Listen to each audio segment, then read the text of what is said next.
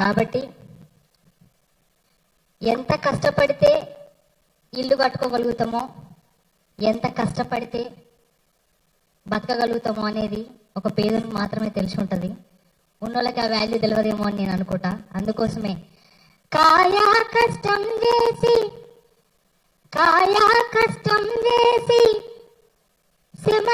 చెమటాగాసి ఇటుక వేసి ఇల్లు కట్టుకున్నాము.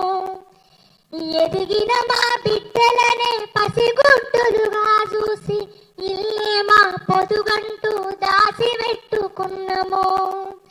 ఈ రాబందుల ఆకలికి మా గోడు సెదిరే, నీకున్నది రా తల్లి బాధ చూడే.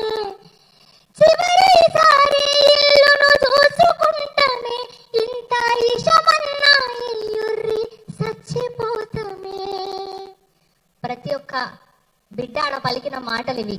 ఒక్కసారి నా ఇల్లు నేను చూసుకుంటా, ఇదంతా బాధ ఎందుకు, మాకు కొంచెం విషం అన్నయ్యూరు, మేము చచ్చిపోతాము, ఎంత కష్టపడితే మేము ఇలా ఇల్లు కట్టుకున్నాము అని ఎంతో మంది ఆ విధంగా ఏడ్చిరాడ.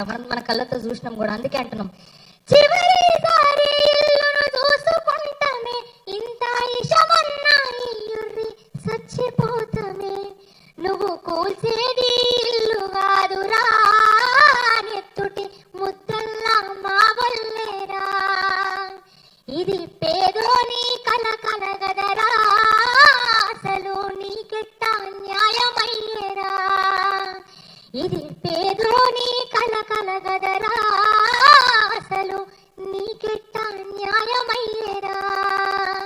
నువ్వు కూల్చేది ఇల్లు కాదురా, నెత్తుటి ముద్దల్లా మా వల్లేరా. ఇది